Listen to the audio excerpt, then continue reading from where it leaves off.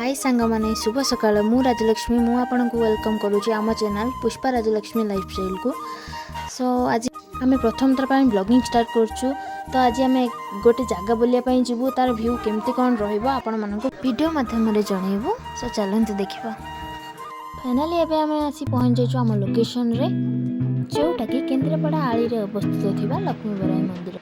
तो चलंतु एबे मंदिर भीतर को जीवा आ ठाकुरक दर्शन करिबा।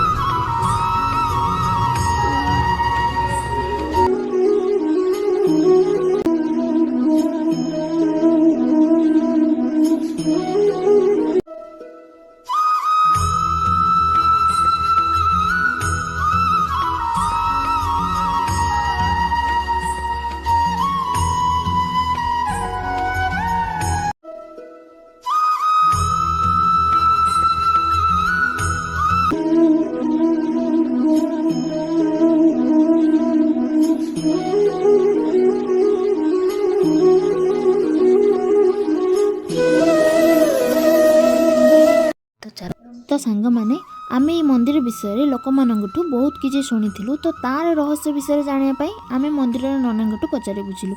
तार किछि रहस्य मु आपण मानंकु कहूची। तो आसंतु जानिबा तार रहस्य कोन थिला।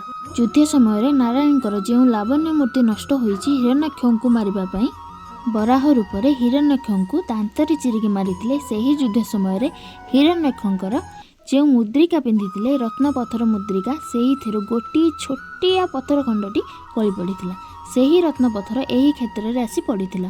एही क्षेत्र रे एही पत्थरटी जेउ तांको मुद्रिकारु खसी पड़ीथिबा रत्न पत्थरर सेथिर गोटिए रत्न एठारे पड़ी रहिछि एवं भक्त माने हजार हजार संख्या रे आसी एहाकु उठाउचंदी। तो सांग माने सुनिबाकु मिलिछि गर्व अहंकार भाव मन रे रखिले एही पत्थरटी को उठाई पारबे नहीं बोली कहा जाए।